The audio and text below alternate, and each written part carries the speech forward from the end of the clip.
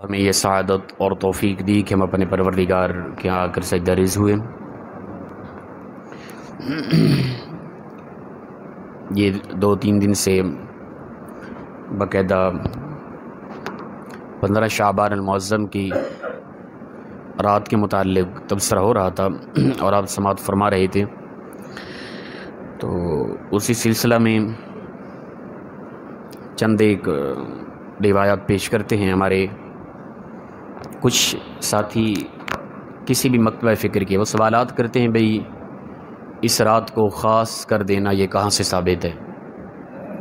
بلکہ ہمارے کچھ ساتھیوں نے یہاں تک بھی انڈائریکٹلی یا ڈائریکٹلی ہم تک یہ پیغام آیا کہ یہ چیز مطلقاً بدعت ہے، یعنی 15 شعبان کی رات کو کوئی اگر جاگے یا خاص سمجھے اس کو عبادت کرے تو یہ بدعت ہے۔ بدعت کا مطلب ہوتا ہے کہ اسلام کے اندر ایسی چیز نئی لے کے آنا جو اسلام کے خلاف ہے، اور وہ انسان جو اسلام میں اس طرح کی چیز لے کے آ رہا ہے وہ اسلام کا نقصان کر رہا ہے، اور ایسا انسان گمراہ ہے، اور ہر ایک بدعتی گمراہ اور ہر بدعتی جہنمی ہوتا ہے۔ یعنی جو بھی اس رات کو جاگ رہا ہے وہ پکا جہنمی ہے۔ جو جاگ کے عبادت کر رہا ہے، وہ نوافل کے ذریعے، ذکر و اذکار کے ذریعے یا تسبیح و تحلیلات کے ذریعے استغفار کر رہا ہے، جاگ رہا ہے، تو وہ پکا جہنمی ہے۔ اس کا معنی یہ بن رہا ہے واضح طور پہ۔ تو معذرت کے ساتھ میں التجا یہی کروں گا کہ ہم اتنا بڑے جذباتی نہ ہو جایا کریں۔ کوئی بھی ساتھی ہیں، کسی بھی مکتبہ فکر کے لوگ، ہماری طبیعت کو آپ جانتے ہیں، ہم بالکل سنجیدگی کے ساتھ، پیار کے ساتھ سمجھانے کی کوشش کرتے ہیں عوام میں۔ اگر کوئی اس طرح کی باتوں کو بدعت کہہ کے اور عبادات کو، اس طرح کی تسبیح و تعلیلات کو بدعت کہہ کے، استغفار کو بدعت کہہ کے جہنمی ڈکلیئر کرے گا، تو پھر ہم بھی تو گزارشات کریں گے نا آگے سے۔ یاد رکھیں، اس کو شب برات کہا جاتا ہے۔ شب کا معنی ہوتا ہے رات، برات کا معنی ہے کہ بری کر دینے والی، آزاد کر دینے والی، آزادی والی رات، نجات والی رات، اس کا یہ معنی ہو رہا ہے۔ اس کو شب برات کہا جاتا ہے۔ دراصل حدیث پاک کے اندر الفاظ آتے ہیں اتقائی من النار، جہنم سے آزادی۔ اس کا اگر بامحاورہ ترجمہ کریں تو اس کا معنی بنتا ہے شب برات، اتقائی من النار۔ یہ الفاظ حدیث پاک کے کہ اس رات کو رب تعالیٰ لا تعداد جہنمیوں کو جہنم سے آزاد کر کے جنت عطا فرماتا ہے۔ یہ حدیث پاک ہے۔ نصف شعبان المعظم یعنی 15 شعبان المعظم کی رات کو رب تعالیٰ بہت زیادہ جہنمیوں کو جہنم سے آزاد فرما کے جنت عطا کرتا ہے، اس لیے اس کو شب برات کہا جاتا ہے۔ اس کے اور بھی کئی نام ہیں۔ زمخشری نے الکشاف کے اندر اس کے مختلف ناموں کا تبصرہ کیا۔ لیلۃ المبارکہ بھی اس کو کہا جاتا ہے، برکت والی رات، کہ اللہ ویسے عام طور پہ برکت رحمت نازل ہوتی رہتے، لیکن اس رات کو اللہ تعالیٰ خاص طور پر برکت نازل فرماتا ہے۔ اسی طرح اس کو لیلۃ البرات کہا جاتا ہے، شب برات کہا جاتا ہے، آزادی والی رات، یعنی جس رات رب تعالیٰ جہنم سے آزاد کرتا ہے۔ لیلۃ الرحمت بھی اس کو کہا جاتا ہے، یعنی وہ اپنا رات جس کے اندر اللہ کی خاص رحمت کا نزول ہوتا ہے۔ یہ بھی حدیث پاک کے اندر واضح موجود ہے۔ اسی طرح حدیث مبارکہ میں چند ایک روایت پیش کروں گا۔ حدیث مبارکہ رسول اکرم صلی اللہ تعالیٰ علیہ وآلہ وسلم نے فرمایا کہ اس رات کو، نصف شعبان المعظم کی رات کو، رب تعالیٰ فرشتے نازل فرماتا ہے، ٹھیک ہے نا، اس بندے کے لیے خاص طور پہ جو اس رات کو 100 نفل ادا کرے نا۔ یہ حدیث پاک ہے، 100 نفل ادا کرتا ہے رب تعالیٰ اس بندے کے لیے 100 فرشتے آسمان سے زمین کی طرف نازل کرتا ہے۔ 30 فرشتے ایسے ہوتے ہیں جو اس کے لیے جنت کی دعا کرتے رہتے ہیں اور جنت کی خوشخبری سناتے ہیں اس کو۔ 30 فرشتے ایسے ہوتے ہیں جو جہنم کی آزادی کی اس کو دعا دیتے رہتے ہیں اور جہنم اور اس بندے کے درمیان ڈھال بن جاتے ہیں۔ اسی طرح 30 فرشتے ایسے ہوتے ہیں جو اس کے لیے دنیا کی آفات و بلیات اور مصیبت کے ٹلنے کی دعا کرتے رہتے ہیں اور اس بندے اور مصیبتوں کے درمیان ڈھال بن کے رہتے ہیں۔ 90 فرشتے ہو گئے۔ 10 فرشتے ایسے ہوتے ہیں جو شیطان کی چلاکیوں سے، شیطان کی حرکات اور شرارتوں سے اس بندے کو محفوظ رکھتے ہیں۔ یہ اس رات کو 100 نفل ادا کرنے والے بندے مومن کے لیے فرشتے نازل ہوتے ہیں۔ اس کو زمخشری نے الکشاف کے اندر اس روایت کو نقل کیا ہے۔ اسی طرح حدیث مبارکہ ہے، رسول اکرم صلی اللہ تعالیٰ علیہ وآلہ وسلم نے فرمایا کہ اللہ تعالیٰ کی رحمت نازل ہوتی ہے اس رات میں 15 شعبان المعظم کی رات کو، اور رب تعالیٰ قبیلہ بنو کلب کے بکریوں کے بالوں کے برابر لوگوں کی بخشش و مغفرت فرماتا ہے۔ قبیلہ بنو کلب کے بکریوں کی مثال کیوں دی گئی؟ دراصل اس دور میں قبیلہ بنو کلب کے لوگ بکریوں کا اتنا شوق رکھتے تھے اور اس قدر بکریاں پال رکھی تھی انہوں نے کہ جب بھی یعنی کثرت کے حوالے سے کوئی مثال دی جاتی تو قبیلہ بنو کلب کی بکریوں کی مثال دی جاتی تھی۔ رسول اللہ صلی اللہ علیہ وسلم نے فرمایا قبیلہ بنو کلب کی بکریوں کے بالوں کے برابر، ٹھیک ہے نا، ایک بکری کے بال کتنا ہوتے ہیں آپ خود سوچ لیں۔ پھر قبیلہ بنو کلب کے لوگ بکریاں لا تعداد میں ان کا شوق تھا وہ پالتے تھے، اور پھر فرمایا کہ قبیلہ بنو کلب کی بکریوں کے بالوں کے برابر رب تعالیٰ نصف شعبان المعظم یعنی 15 شعبان المعظم کی رات کو میری امت کے لوگوں کی بخشش اور مغفرت فرماتا ہے۔ اسی طرح حدیث مبارکہ رسول اکرم صلی اللہ تعالیٰ علیہ وآلہ وسلم نے فرمایا اس رات کو رب تعالیٰ تمام مسلمانوں کی بخشش و مغفرت فرما دیتا ہے سوائے 5 لوگوں کے۔ 5 لوگ ایسے ہیں یعنی اللہ تعالیٰ اگر یہ بھی سچے دل سے توبہ کر لے اور جن حرکات اور گناہوں کی وجہ سے ان کی بخشش نہیں ہو رہی ان پر پکی توبہ کر لے تو ان کی بھی بخشش و مغفرت ہو جائے گی، ٹھیک ہے نا۔ ہر ایک کی مغفرت فرما دیتا ہے سوائے 5 لوگوں کے۔ وہ 5 لوگ کون ہیں؟ جادو کرنے والا، جادوگر۔ ہمارے ان جادوگر ٹونے کرنے والے لوگوں کو پیر سمجھا جاتا ہے آج کل۔ یہ وہ لوگ ہیں کہ جن کی بخشش ہی نہیں ہے ان خاص راتوں کے اندر بھی۔ سب سے پہلا فرمایا جادو کرنے والا، دوسرا فرمایا بغض اور کینہ رکھنے والا، دل کے اندر نفرت رکھنے والا، چھوٹی چھوٹی باتیں دل میں بٹھا کر پھر انتقام کی آگ دل میں پتہ نہیں کیا کچھ سوچتا رہتا ہے، دوسرا بندہ یہ۔ تیسرا فرمایا ہمیشہ شراب پینے والا، اور چوتھا والدین کا نافرمان، ہمارے یہاں یہ عام ہوتا ہے۔ اسی طرح 5واں فرمایا کہ بدکاری پر اصرار کرنے والا، غلطی کی بدکاری کی اس پر توبہ نہ کی، خوف زدہ نہ ہوا، پھر دوبارہ اس اصرار یعنی بار بار بدکاری کرنے والا۔ ان 5 لوگوں کی بخشش و مغفرت ان راتوں کے اندر بھی فرمایا نہیں ہوتی، خاص یہ 15 شعبان معظم کی رات کو بھی۔ اسی طرح حدیث نمبر 4 حضور رسول اللہ صلی اللہ علیہ وسلم نے 13 شعبان المعظم کو رات کے وقت اللہ کے ہاں اپنی امت کی شفاعت کے لیے سوال کیا تھا اللہ سے۔ 13 شعبان کو رب تعالیٰ نے اپنے محبوب صلی اللہ علیہ وسلم کو تیسرا حصہ شفاعت کا اپنی امت کے حوالے سے عطا فرما دیا 13 شعبان المعظم کو۔ پھر رسول اللہ صلی اللہ علیہ وسلم نے 14 شعبان المعظم کی رات کو پھر روتے ہوئے اپنی امت کی شفاعت کے حوالے سے سوال کیا، تو رب تعالیٰ نے 2/3 حصہ شفاعت کا اپنی محبوب کو اپنی محبوب کی امت کے حوالے سے عطا فرما دیا۔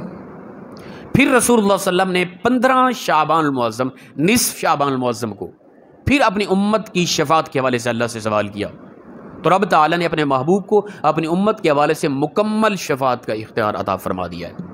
یہ 15 شعبان کی رات کی خاص فضیلت ہے کہ رب تعالیٰ نے مکمل شفاعت کا اختیار اسی رات کو اپنے محبوب کو امت کے حوالے سے عطا فرما دیا تھا۔ یہ جتنی بھی روایات 4 روایتیں بیان کی ہے زمخشری نے الکشاف کے اندر ان روایات کو نقل کیا ہے۔ اسی طرح حدیث مبارکہ ہے، یہ کافی کتابوں کے اندر یہ روایت موجود ہے۔ امام بہقی نے شعب الایمان کے اندر، اور اسی طرح اس جو الفاظ میں بیان کر رہا ہوں اس سے مختلف الفاظ کے ساتھ اپنا مشکات المصابیح کے اندر بھی موجود ہے یہ روایت۔ حضرت ام عائشہ صدیقہ فرماتی ہیں رات کا وقت تھا تو میں نے دیکھا رسول اللہ صلی اللہ علیہ وسلم بستر پر اٹھ کے چلے گئے، موجود نہیں ہیں، تو میں آپ صلی اللہ تعالیٰ علیہ وآلہ وسلم کی تلاش میں باہر نکلی، تو میں نے آپ کو دیکھا آپ جنت البقیع قبرستان کے اندر موجود ہیں، اور آپ مردوں اور عورتوں کے لیے جو دفن ہو چکی ہیں اور شہداء کے لیے دعا استغفار فرما رہے تھے رات کے وقت۔ یہ 15 شعبان المعظم کی رات تھی۔ آپ فرماتی ہیں کہ میں واپس چلی آئی، رسول اللہ صلی اللہ علیہ وسلم تھوڑی دیر کے بعد واپس ہے، پوچھا عائشہ تو آئی تھی باہر؟ جی یا رسول اللہ میں آئی تھی۔ حضور نے فرمایا عائشہ آج 15 شعبان کی رات ہے، نصف شعبان المعظم، آج جبرائیل علیہ السلام آئے اور انہوں نے مجھے آ کے یہ خوشخبری دی، فرمایا کہ یا رسول اللہ صلی اللہ علیہ وسلم آج ایک خاص رات ہے 15 شعبان کی رات، اللہ تعالیٰ کی رحمت دنیا کی طرف خاص رحمت برستی ہے، اور رب تعالیٰ کی رحمت آواز دیتی ہے بخشش چاہنے والوں کو کہ بخشش مانگو میں تمہاری بخشش کر دوں۔ اور پھر اسی روایت کے اندر فرمایا کہ رب تعالیٰ قبیلہ بنو کلب کے بکریوں کے بالوں کے برابر لوگوں کی مغفرت فرماتا ہے، لوگوں کو جہنم سے آزاد فرماتا ہے۔ ایک روایت وہ الکشاف کی بیان کی اسی حوالے سے، اور یہ روایت امام بیہقی نے اپنی کتاب کے اندر شعب الایمان کے اندر، اور اسی طرح یہی روایت مشکات المصابیح کے اندر بھی موجود ہے، یہی الفاظ ہو بہو۔ اور پھر شعب الایمان کے اندر آگے الگ الفاظ موجود ہیں۔ فرمایا رسول اللہ صلی اللہ علیہ وسلم نے کہ اے عائشہ، رب تعالیٰ اس قدر اتنی تعداد میں لوگوں کی مغفرت فرماتا ہے سوائے 6 لوگوں کے۔ اس روایت کے اندر 6 لوگ الگ کیے گئے، ٹھیک ہے نا۔ الکشاف کے اندر جو روایت ہے اس کے اندر 5 لوگ جو بیان ہو چکے ہیں، اس روایت کے اندر 6 لوگ بیان کیے گئے۔ اے عائشہ، 6 لوگوں کے علاوہ سب لوگوں کی بخشش و مغفرت ہو جاتی ہے۔ 6 لوگ کون ہیں؟ ان کے اندر سب سے پہلے فرمایا مشرک، اللہ کے ساتھ شرک کرنے والا انسان، اس کی بخشش و مغفرت نہیں ہوتی۔ اسی طرح دوسرا فرمایا بغض رکھنے والا، جس طرح کہ الکشاف کی روایت کے اندر گزرا۔ اسی طرح تیسرا فرمایا کہ قطع تعلقی رکھنے والا، نفرت کرنے والا، یہ بھی اسی کے اندر گزرا۔ اسی طرح چوتھا فرمایا کہ تکبر کرنے والا، تکبر کے ساتھ اپنے تہ بند کو لٹکانے والا، اپنے پانچوں کو لٹکانے والا، تکبر کے انداز میں، اس کی بھی بخشش نہیں ہوتی۔ اس حوالے سے ہم توجہ کریں، ہمارے یہاں یہ عام پایا جاتا ہے۔ اسی طرح 5واں فرمایا کہ والدین کا نافرمان۔ 6واں فرمایا کہ عادی شرابی، ہمیشہ شراب پینے والا۔ یہ 6 لوگ ایسے ہیں کہ جن کی بخشش و مغفرت اس رات کو بھی نہیں ہوتی۔ ام عائشہ صدیقہ فرماتی ہیں حضور صلی اللہ علیہ وسلم یہ بیان فرما رہے ہیں، میرے ساتھ بیٹھے تھے، یہ نصف شعبان معظم کی رات ہے۔ حضور یہ بات کرنے کے بعد رسول اللہ صلی اللہ علیہ وسلم فوراً سجدے میں چلے گئے۔ آپ فرماتے ہیں اس قدر لمبا سجدہ کیا، فرماتی ہیں میں محسوس کر رہی تھی کہ کہیں اللہ کے نبی کا وصال تو نہیں ہو گیا۔ میں اداس تھی، پریشان تھی کہ اس قدر لمبا سجدہ، ٹھیک ہے۔ میں گزارش کروں گا ان ساتھیوں سے جو کہتے ہیں کہ دکھائیں ہمیں کہاں سے یہ ثابت ہے اس رات کو عبادت کرنا۔ اب میں ایسے صدیقہ فرماتی ہیں، آپ فرماتے ہیں کہ میں حیران تھی، پریشان تھی کہ حضور نے نصف شعبان المعظم کی رات، 15 شعبان المعظم کی رات کو، پہلے تو قبرستان گئے تھے، توبہ استغفار کر رہے تھے اور اپنا قبروں واروں کے لیے استغفار کر رہے تھے، پھر واپس ہے مجھے بتایا کہ یہ وہ رات ہے کہ اس رات کے اندر رب تعالیٰ قبیلہ بنو کلب کی بکریوں کے بالوں کے برابر لوگوں کی مغفرت فرماتا ہے سوائے ان 6 لوگوں کے۔ اور پھر اسی وقت حضور سجدے میں چلے گئے اور اتنا لمبا سجدہ کیا کہ میں پریشان تھی، میں سوچ رہی تھی کہ حضور کا وصال ہو گیا ہے۔ اسی پریشانی میں آگے ہوئی، رسول اللہ صلی اللہ علیہ وسلم کے پاؤں کے تلووں پر میں نے ہاتھ لگایا، مس کیا، تاکہ محسوس کروں کہ حضور صلی اللہ علیہ وسلم کا کہیں وصال تو نہیں ہوگا۔ اتنا لمبا سجدہ کیا۔ تو جو کہتے ہیں کہ کہاں عبادت لکھی ہے، کیوں خاص کرتے ہو عبادت، بھی اللہ کے نبی صلی اللہ علیہ وسلم نے اتنا لمبا سجدہ کیا تھا اس رات کو۔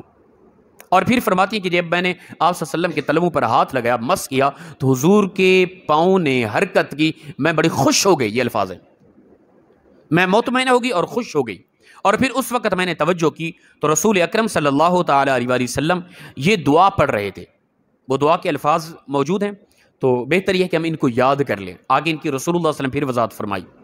آپ فرماتی کہ میں نے توجہ کی تو رسول اللہ صلی اللہ علیہ وسلم پڑھ رہے تھے، اعوذ بعفوک من عقابک واعوذ برداک من سخطک واعوذ بک منک جل وجہک لا احصی ثناء علیک انت کما اثنیت علی نفسک۔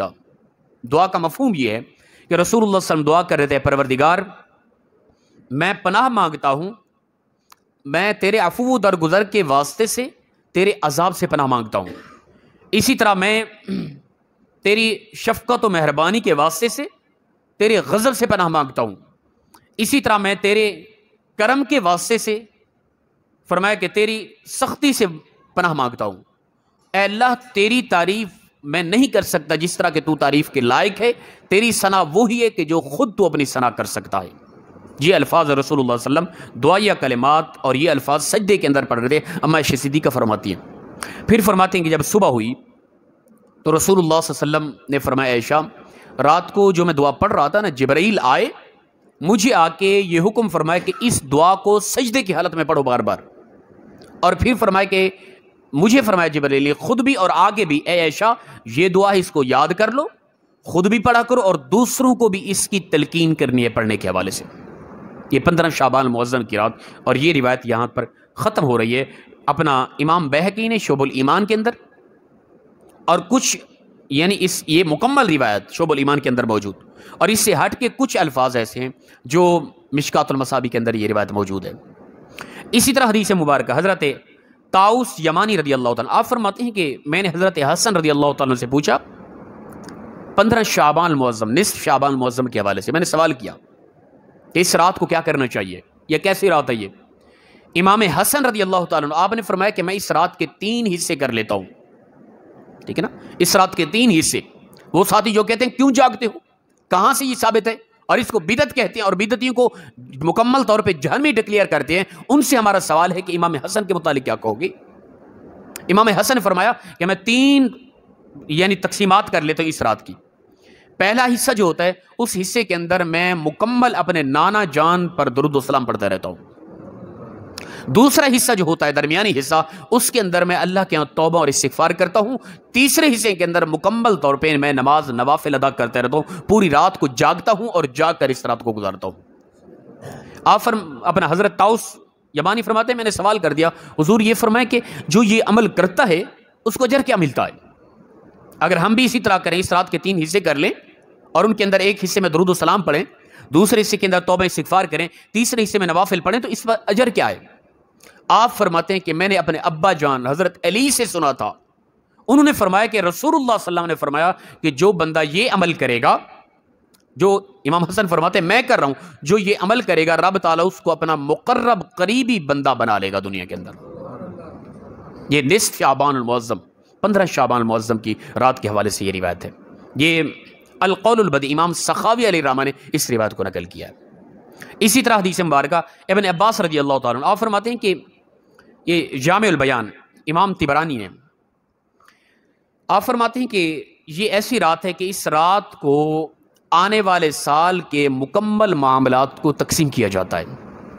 اگلے سال کس نے فوت ہونا ہے، کس نے پیدا ہونا ہے، کس کو کتنا رزق عطا ہونا ہے، کس کو کیا بیماری لگنی ہے، کس کو صحت عطا ہونی ہے، کس کو کتنا وسیع رزق عطا، سب کچھ یعنی اگلے سال کے آنے کے حوالے سے مکمل معاملات کو تقسیم کیا جاتا ہے، فرشتوں کے حوالے کیا جاتا ہے۔ اگر اس پر ہم گفتگو کریں تو میں کہتا ہوں کئی گھنٹے بیت جائیں اور کافی تعداد کے اندر روایت موجود ہیں، تو خدا کے لیے نہ لگیں ایسے فتوے۔ اب یہ روایت جو ہیں، اب جو کہتے ہیں کہ بدعت ہے، اب ان سے پوچھیں ان روایت کا کیا جواب دیں گے؟ ہم نہیں کرتے، ہم کہتے ہیں بس ٹھیک ہے یار، کوئی بات اس کو ضروری بھی نہیں سمجھتے، بھائی اس رات کو جاگو ہی لازمہ نہیں ہے، کوئی ضروری نہیں ہے، کوئی جاگ رہا ہے اچھا کر رہا ہے، کوئی نہیں جاگتا تو اس پر کوئی شریف فتویٰ نہیں ہے، لیکن جو عبادت کرنے سے روک رہا ہے ہم تو کہیں گے وہ شیطان کا چیلا ہے، اللہ کی عبادت سے روک رہا ہے، اللہ کے گھر کی آبادی سے روک رہا ہے وہ، تو پھر ہم اس طرح سخت الفاظ بولیں گے ان لوگوں کے متعلق جو ان رات کی عبادات کرنے والے لوگوں کو بدعتی کہہ کے جہنمی ڈکلیئر کریں گے۔ تو یہ روایات ہم نے یہ نہیں کہ مکمل یہ روایت بیان کر دی، چند ایک روایت کے نمونے کے طور پہ ہم نے پیش کیے ہیں۔ اگر کوئی ساتھی چاہتے ہیں، ہم اعلان کہتے ہیں نہیں کوئی عوامی آدمی نہیں، پڑھا لکھا بندہ آ جائے، کوئی عالم فاضل آ جائے ان ساتھیوں کا، ہم سے آ کے بات کرے، نہ کہ عوام الناس کو یعنی گمراہ کرتے رہیں کہ ان راتوں کو جاگنا فلاں فلاں اس طرح دفترا۔